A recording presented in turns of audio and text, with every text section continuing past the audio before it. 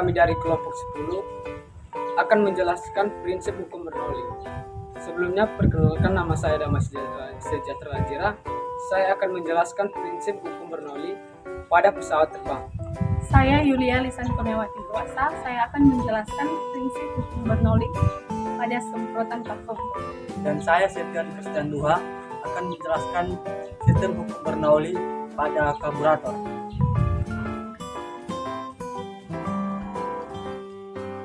Baik, saya akan menjelaskan hukum Bernoulli pada pesawat terbang. Pertama, hukum Bernoulli ternyata juga berlaku pada peristiwa landasannya pesawat terbang. Untuk memahaminya, perlu dilihat dari peristiwa seseorang yang berdiri di tengah terapan angin. Laman sumber belajar Kemdikbud menjelaskan, seseorang akan merasa terdorong lantaran udara tersebut menabraknya. Dengan kata lain, udara tersebut membawa aliran fluida dan membentuk tekanan kepada tubuh. Ketiga, berlanjut ke penerapan hukum Bernoulli di pesawat terbang. Pesawat bisa lepas landas akibat terangkat oleh udara yang melewati sayapnya. Mengutip catatan, penampang pada sayap ini mempunyai sisi belakang yang tajam dari belakang dan sisi atas yang lebih melengkung dibanding bagian bawah. Keempat, hal ini menyebabkan aliran udara di atas sayap mengalir lebih besar dibanding bagian bawah. Lantaran mengalir cepat, maka tekanan pada bagian atas pun menjadi lebih kecil, sedangkan bagian bawah memperoleh tekanan yang lebih tinggi.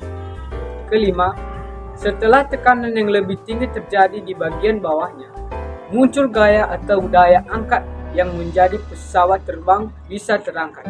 Namun, pesawat hanya bisa terangkat jika gaya tersebut lebih besar dibanding berat pesawat. Keenam, jika pesawat sudah berhasil lepas landas, maka pilot yang mengendarai hanya perlu mengatur konsistensi gaya angkat tersebut. Sedangkan objek yang dijadikan perbandingan yakni berat pesawat. Demikian penjelasan dari saya ucapkan terima kasih. Perhatikan video berikut. Ini adalah video mengenai struktur sayap pesawat. Pada video tersebut menunjukkan adanya gerak angin pada sayap pesawat. Perhatikan gambar berikut. Gambar berikut adalah adanya gerak angin yang berada di atas sayap dan di bawah sayap. Dengan bentuk sayap yang melengkung ke bawah mengakibatkan kecepatan angin di atas sayap lebih besar dari kecepatan di bawah sayap.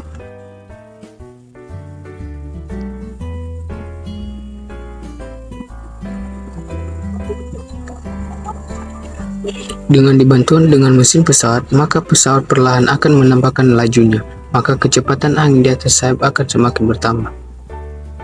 Hal itu menyebabkan adanya tekanan di bawah sayap mengarah ke atas, sehingga pesawat tersebut memiliki tekanan di bawah sayap pesawat tersebut. Bagaimana cara pesawat tersebut terbang? Syarat adalah tekanan di bawah pesawat harus lebih besar dari tekanan di atas pesawat.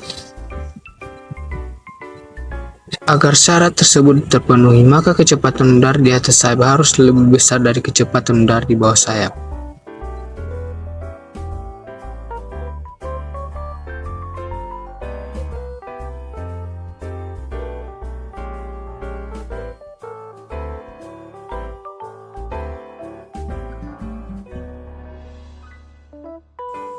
Tentunya kalian masih mengetahui persamaan Bernoulli.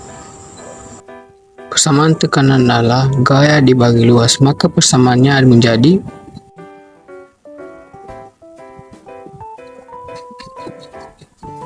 persamaan akhirnya adalah Baik, di sini saya akan menjelaskan prinsip hukum Bernoulli pada semprotan parfum. Kita sudah terbiasa menyemprotkan parfum kan? Penyemprotan parfum menggunakan prinsip hukum Bernoulli dalam bentuknya yang sudah diterangkan.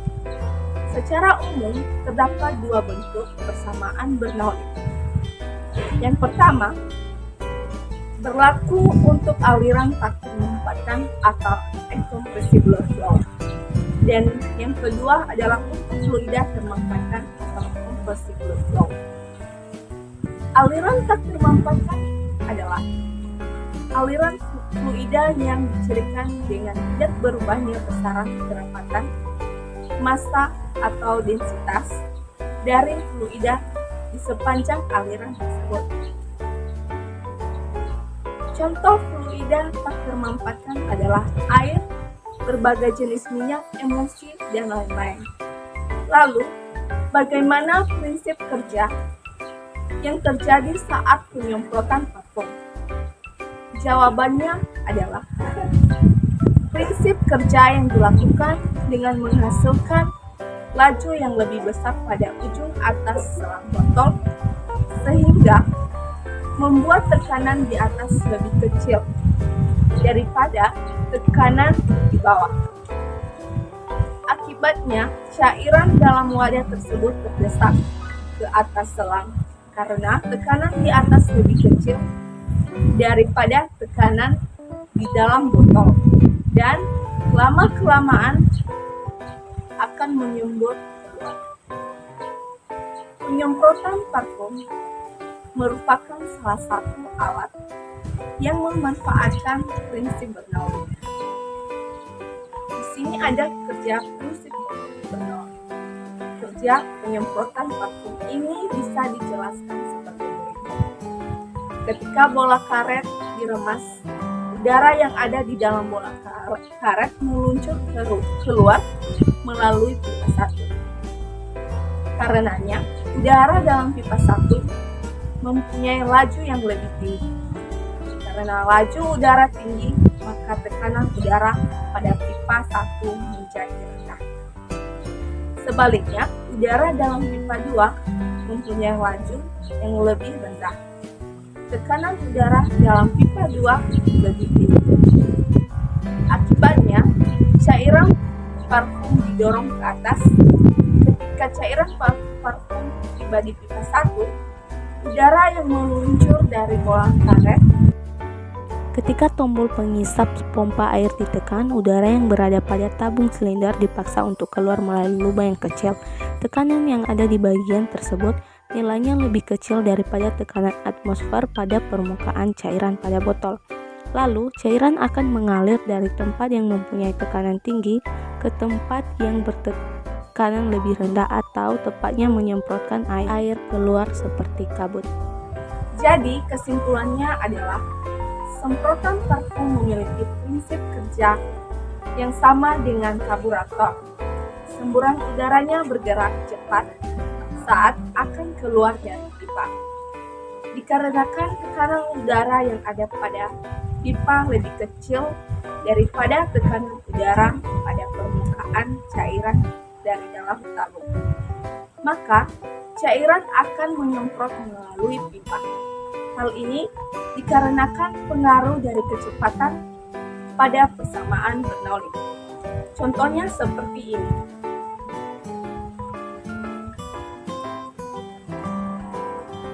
Baik, sekarang saya akan menjelaskan prinsip hukum Bernoulli pada karburator. Pertama-tama, karburator pada dasarnya bekerja menggunakan prinsip Bernoulli, yaitu semakin cepat udara bergerak, maka semakin kecil tekanan statisnya, namun semakin tinggi tekanan dinamisnya. Adapun gaya yang bekerja dalam sistem karburator yaitu D sama dengan K dikali akar pangkat C kali N, di mana D sama dengan diameter venturi, C sama dengan volume silinder dalam liter, N sama dengan putaran mesin untuk daya maksimum, dan K menyatakan ketetapan nilainya 0,65 mm sampai 0,9 mm. Perlu kamu ketahui, beginilah penjelasan sederhana bagaimana karburator pada sepeda motor bekerja.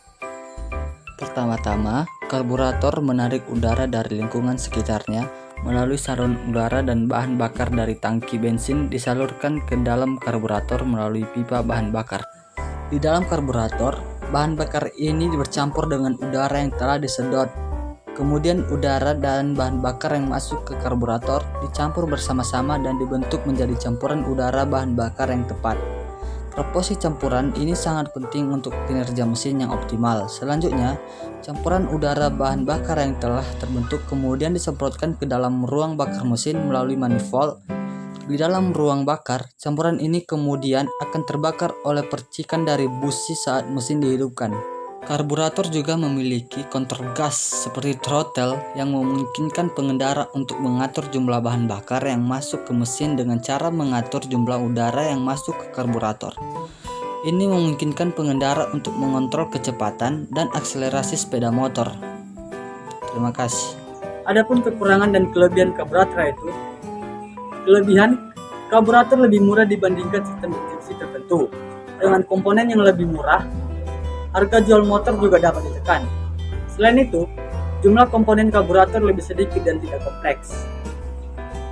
Sedangkan kekurangannya yaitu, untuk melakukan penyetelan yang tepat, pemilik motor dengan sistem ini juga memerlukan alat tambahan. Tentu, biaya tambahan juga harus dikeluarkan. Motor bersistem karburator juga diyakini lebih boros bahan bakar.